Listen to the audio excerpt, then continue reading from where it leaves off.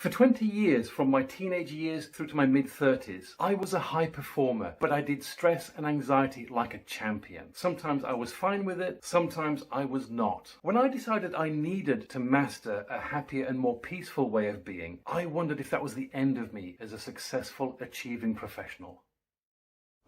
My name's Steve and I coach professional people just like you to beat stress, clear your mind and raise your game. And a great place to start is with my free, simple 5-step guide to mastering stress in the moment. This is me 30 years ago. You might not know it from looking at me, but I was one of life's nervous passengers. I was always thinking about how everything could go wrong. I didn't need to. I had a great job, I was good at it, I worked hard, I got great performance reviews year on year, and I was much more capable at dealing with difficulties than I gave myself credit for. It didn't stop me having to pace round the block sometimes to calm my nerves. It didn't stop me waking up in the night with stressful thoughts spinning around in my head. I put up with that for years, till one day it got too much and I decided something had to change. My friend Tim sat me down and started talking to me about how my experience of life was created from thought. At first I resisted that.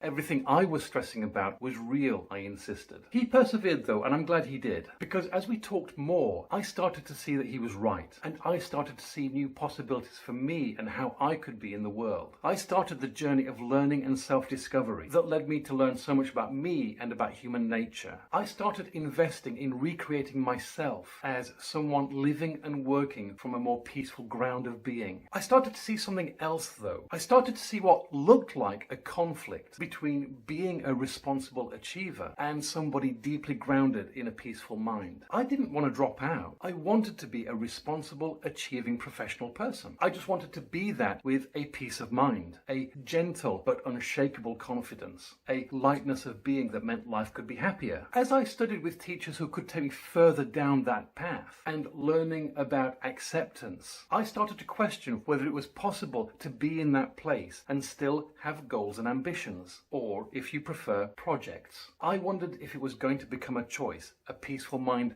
or professional success. I wondered which choice I would make. You see, there's something about goals and ambitions which can take us out of the now, that can have us looking over yonder into the future, rather than being mindfully here now. The key word there, though, is can. I mean, I had certainly used goals as a way of imagining that happiness was somewhere over there, and all I had to do was cross the assault course to get to it. Now I was learning that happiness is something that we create here and now, with acceptance, compassion, not resisting or fighting with the flow of life as it is. That's where I also realized the crucial difference between goals and projects. A goal is over there. A project is happening now. It might seem like a trivial or pedantic difference. After all, a project is a means to some goal or ambition. One of my pivotal learning experiences was a program called What Every Person Can Do, facilitated by one of my coaches, Bill Cumming. It's a program I'm now trained to facilitate and is integrated with my coaching. It is a program of spiritual connectedness, groundedness, and equanimity. It's also a program that uses that clarity of mind to create higher levels of capability, responsibility, problem solving, and action. Under Bill's guidance, I set goals. I had ambitions about things I wanted to create in the world, but I didn't lose my mindful presence in the moment, because while I would look over there to check on the goal, which is not a bad thing to do, I stayed present with the project, the thing happening in this moment. A peaceful mind does not mean having to drop out. It's what will make you more capable. It's like shutting down a load of programs in the computer to free up capacity, so you can have goals and ambitions whilst working on a peaceful mind, as long as you realize that the magic of having the goal is what it inspires you to be and do in this moment. One thing that can get in the way of cultivating a peaceful mind is difficult meetings. To stay calm in difficult meetings,